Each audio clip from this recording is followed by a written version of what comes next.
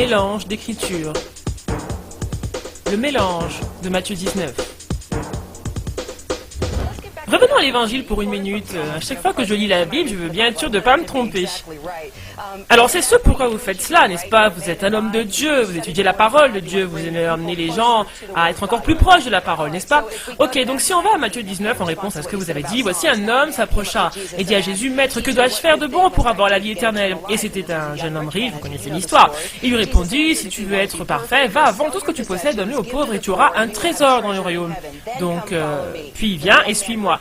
Et après avoir entendu ces paroles, le jeune homme s'en alla tout triste, car il avait de grands biens. Jésus dit à ses disciples, je vous le dis en vérité, un riche entrera difficilement dans le royaume des cieux. Il est plus facile à un chameau de passer par le trou d'une aiguille qu'à un riche d'entrer dans le royaume de Dieu. Répondez à cela. Eh bien, tout d'abord, quand le riche est arrivé, Dieu lui a dit, ce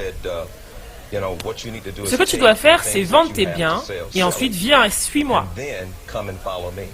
Donc il était question d'aimer Dieu avec vos possessions. Si vous poursuivez la lecture un peu plus loin,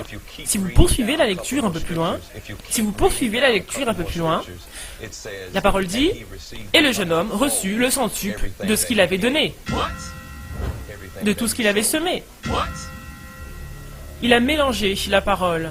Le sujet de Matthieu 19, 16, 30 n'a rien à voir avec le fait d'aimer Dieu avec nos biens matériels. Il est plutôt question de la vie éternelle donnée aux nécessiteux et obéir à Dieu. Creflo-Dollar a dit que le jeune dirigeant a reçu le centuple en retour de ce qu'il avait donné et vendu. Ce n'est pas vrai. Si vous continuez à lire la parole un peu plus loin, elle dit « Et il reçut le centuple de tout ce qu'il a donné ». J'ai lu la parole comme il a dit, et elle ne dit rien à propos de l'homme riche donnant aux pauvres et recevant le centuple de ce qu'il avait donné. Matthieu 19, 22 dit, après avoir entendu ces paroles, le jeune homme s'en alla tout triste, car il avait de grands biens. Le jeune et riche dirigeant n'a jamais donné un sou ou vendu ses possessions. Ce que Creflo-Dollar a dit est incorrect et faux.